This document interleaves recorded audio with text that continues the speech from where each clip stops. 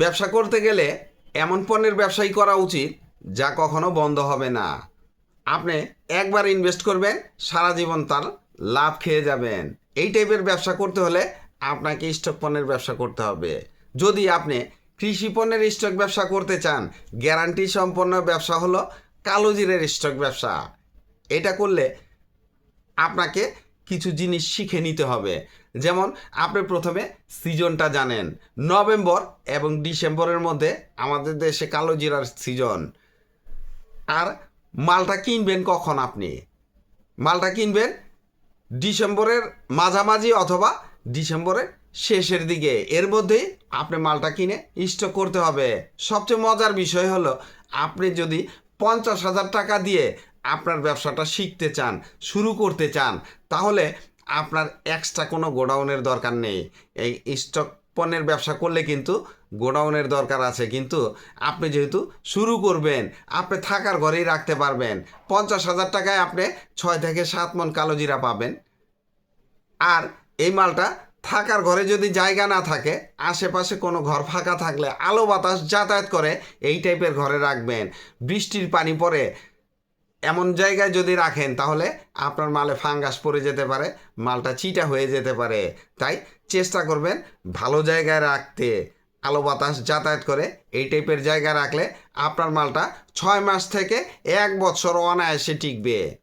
আর season শেষ হয়ে যাওয়ার 1-2 মাস কিন্তু এই কালোজিরার দাম খুব বেশি ওঠানামা করে না, তাই চিন্তিত হওয়ার কোনো কারণ নেই।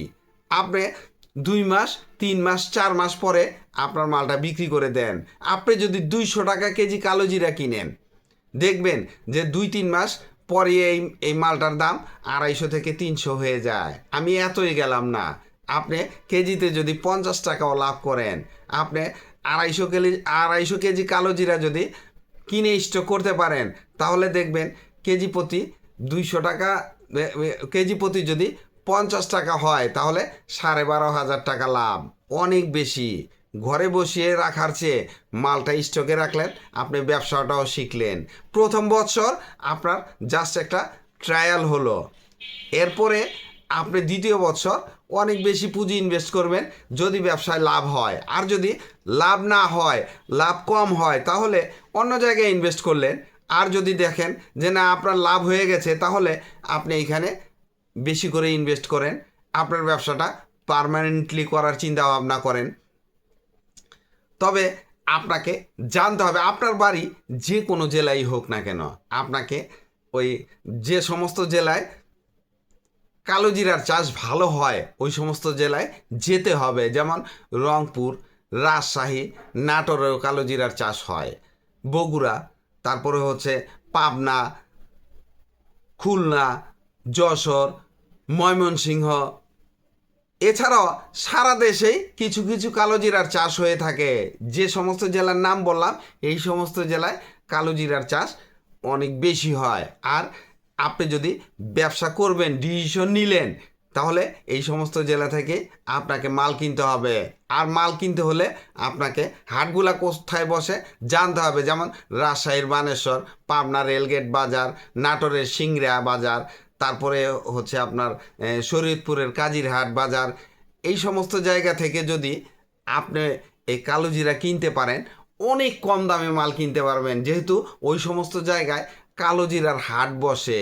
তাছাড়া আপনি কৃষকের কাছ থেকে যদি কিনেন, যে সমস্ত জেলায় ভালো চাষ হয়, কৃষকের বাড়িতে গেলেন, যারা কালোজিরা তুলবে বা তুলে ফেলছে মালগুলা দেখেন।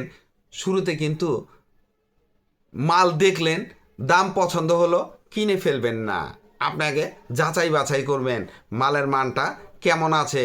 পরিপক্ক মালটা কিনলে 1 বছর অনায়াসে স্টক থাকবে।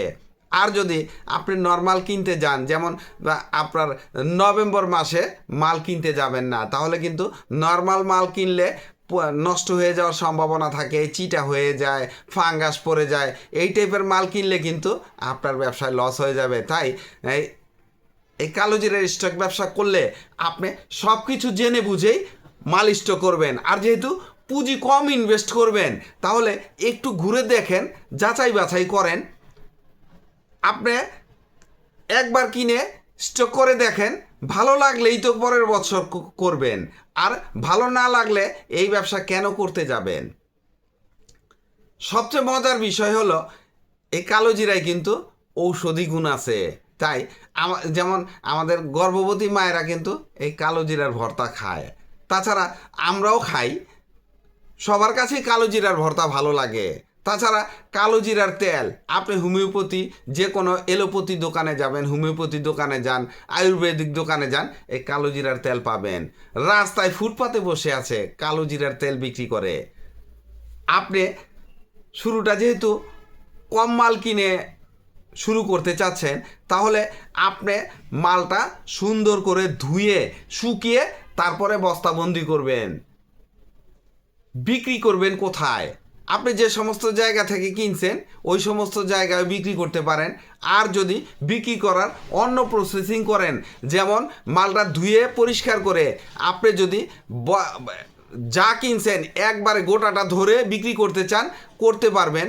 যেখান থেকে কিনছেন সেইখানেই, বা বিভিন্ন পাইকারি দোকানে, মশলার দোকানে বিক্রি করতে পারেন।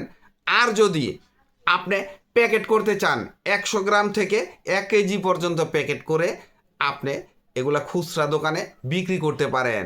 তাছাড়া আপনি যদি কালো জিরার তেল ভাঙিয়ে বিক্রি করতে চান, তাহলে প্রফিট মার্জিন কিন্তু অনেক বেশি থাকবে। ওইটা সিস্টেম আছে। যেমন ধরেন কালো জিরার দামটা যখন বাজারে উঠে গেল, আপনি 200 টাকায় কিনছেন, 250 হয়ে গেল, 300 হয়ে গেল, তখন কালো জিরাটা ভাঙিয়ে ফেলেন, বোতলজাত করেন, আপনি কনজিউমার প্রোডাক্ট হিসেবে বাজারে সেল করে দেন। প্রফিট মার্জিন প্রায় ডাবল থাকবে। আপনি নিশ্চিন্তে নাকে তেল দিয়ে এই একটা ব্যবসায়ী করতে পারবেন। তাই বুদ্ধিটা একটু খাটান। আপনার কাছে পুঁজি অল্পই আছে, আপনি বেশি পুঁজি কোত্থেকে নেবেন?